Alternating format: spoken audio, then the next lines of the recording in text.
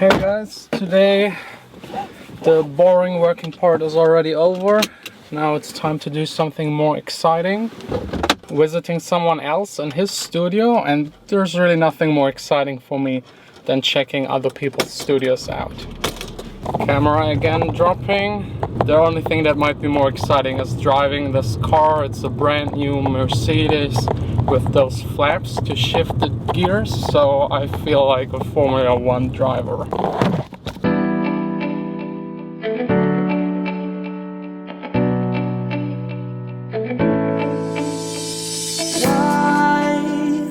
Waste our only sign. Was it ever worth my mind? Did I ever cross a line? No, you won't even say.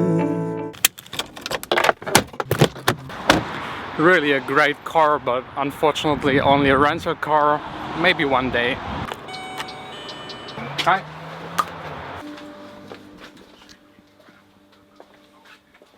Okay, here in the studio with Justus. He has a really nice studio, and you probably remember him from the recording session with Aaron. Aaron, the crazy guy. Was a whole lot of fun. I'm actually here to, we want to play the bass for one of the tracks that is still missing. And since I finished the fall track and the final warnings track, I want someone else to listen to them, give me feedback. Because sometimes as a producer you're so into your own production that you just lose the overview, and it's nice to have someone else that knows music production as well as Justus to just give you some feedback, find mistakes. So lie again to feel the love. Did you ever? All done for today. Session was it successful? Yeah, it was. Was a really good session. Still, if you're interested in mastering and you want to get your track mastered in here, I will put a link down below to Justus. No, I will just put your email address down below. Okay, yeah, perfect. Okay, and be nice to him. I'll probably just get something to eat. Something healthy to eat? Maybe or maybe not. We will see. Whatever's around, we just need to get a quick lunch. Yes, I know Chinese are not the healthiest, but it was the best option around here. The other option would have been McDonald's, dinner, pizza maybe. And this way I at least got a fortune cookie. But this definitely counts as a snack. I can't eat it. You don't have to whisper if your statements are friendly. Yeah, nice. I will leave the cookie here for the next person that rents this car. I can finally say that the fall track with the Scottish singer and songwriter is finally all done 100%. Stripping it down over the past couple of days was definitely the right choice. Justus helped me with some resonating frequencies that were left in the track. He is way more experienced when it comes to that. And it's nice to get feedback for one of your tracks while you're still working on it. This way you can improve it, change it. I did all of that now at his studio. So now it's actually time to work on another track and also take care of a couple of business things. Actually, there's one small thing that I just have to share with you. It's actually a nice little feature that the span analyzer has that I didn't know about, and I'm feeling a bit embarrassed that I didn't know about it, because it just seems to be an obvious thing that you can do with it, but let me try and show it to you. So whenever you hit command and click into the analyzer, you can listen to the band, just a single band. This way you can also find out about the notes. I knew about it, that you here can of course check the frequency and the note, but with holding command down you can also listen to it separately. I don't know if this was always there. I just found out about it today. There are always like little small things and plugins that you never really find out about. That's the good thing about hanging out with other music producers.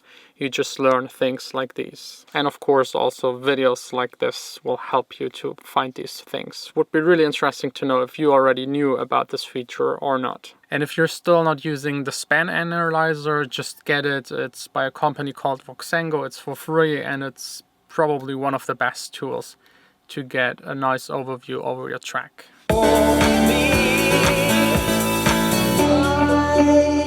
Make me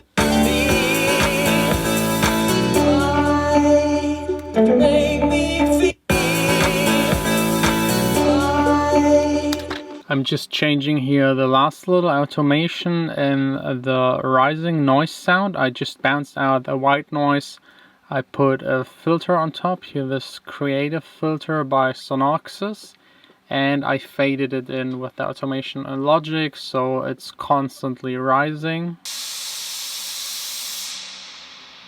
And I just changed here the end. It was actually here and I changed it there so that it's fading, filtering down again right before the drop in the second verse. Things like that might seem very small and detailed, but they're important in a production like this, and I think they make a difference. It just sounded wrong without it. It was just interrupting the flow too much. You have this big build up in the second chorus, and then it just dropped too immediately with too much white noise just into the verse. This was just too abrupt. This might work for a big room EDM track, but not for this kind of house music, so I made it a little smoother again. I actually haven't played you the fall track for a while. I will use it underneath of this video as background music, and I will also play you now the difference between the old version and the new version so that you can compare what happened over the past couple of days, reducing the track, changing a couple of elements and solving things in the musical way helped a lot.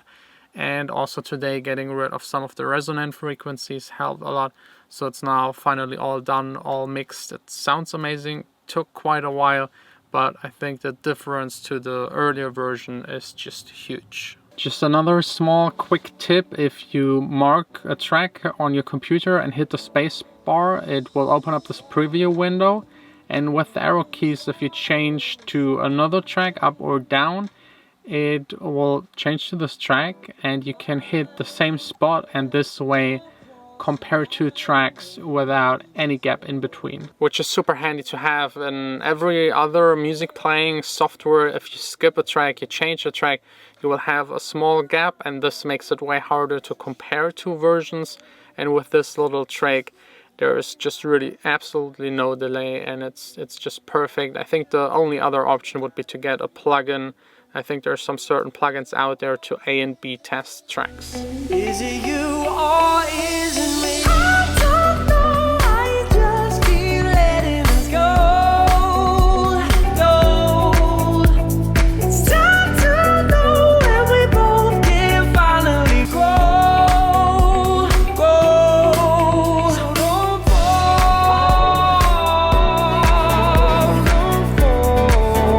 for me. Don't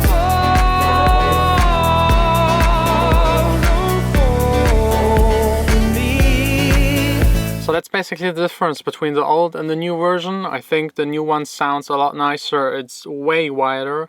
The elements are way better separated. The vocals are more in the foreground. It all sounds less muddy. The kicks, it's nicer. The bass kicks, everything is just nicer on this version. It helped a lot to reduce it, to focus on the main elements, to make them sound nicer. I EQ'd a whole lot.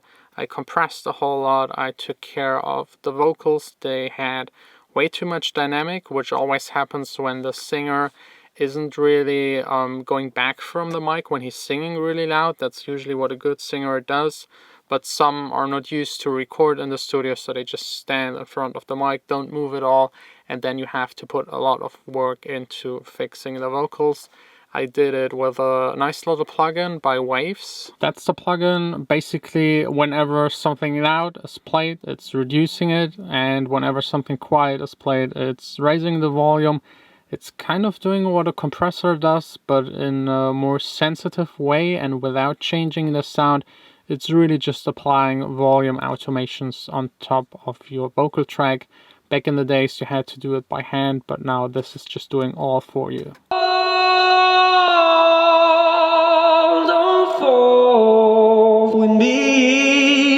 With this plugin, it all sounds way more stable, way more equal, nothing jumps out of the track. It's really annoying if you have a vocal, a very balanced mixed, and just in another part of the vocal where the singer's singing louder, it just pops out of the track. This is just weird, sounds weird to everyone, even to listeners that are not producers.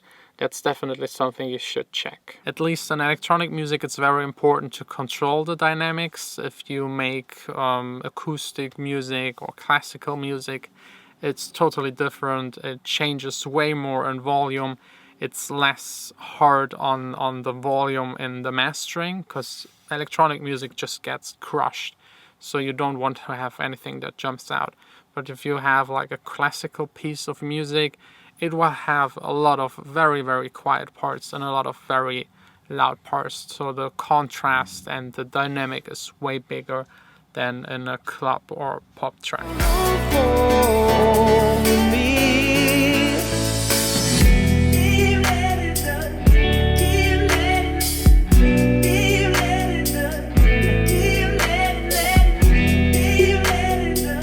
I'm finally all done with the fall track, 100%. I won't change anything about it anymore. It's perfect, a track that I'm really proud of. It took almost half a year to finish it. The first time I worked on it was at this recording session in the recording wagon.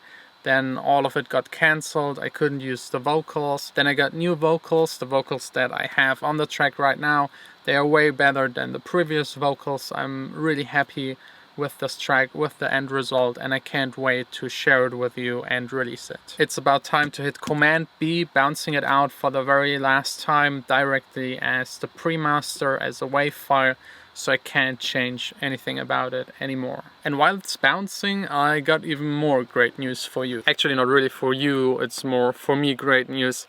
I today got again a folder with 10 vocal tracks from a very talented singer and songwriter. She did a couple of tracks, and also her boyfriend, who is a singer, did also a couple of tracks, and they all... Just a second. Ich bounce gerade noch ein Lied und lauf los. Bin gleich zu Hause. 10 Minuten. Phone call by Vanessa. I'm really late. It's almost 9. But I just had to finish it in one go today. Back to the great news. I got this folder with 10 tracks, all acoustic guitar and voice, and I can pick any vocal out of it and make a track. I can choose one or two and make them into my own tracks, so just use the vocals or maybe the acoustic guitar bits. This is another approach to making music instead of doing a recording session with people coming to your studio and working with them together on the track. This way I already know how the vocals will sound like. I'm a little bit less able to do whatever I want, but if I just pick out of the 10 the one that I like the best, I'm pretty sure I can come up with something that fits to my style and that I just like. The only problem I have, as always, is picking the right track out of those 10, and this time it's even harder than the last time because these tracks are really all good. Last time there were just 2 really good tracks among them, but I will just ask Vanessa to listen with me to all tracks and we will together decide which one I will pick and work on it. That's usually what I do. I really worship her opinion, especially when it comes to picking the right vocals for a track. That's what you need in a studio: beer and good gear. I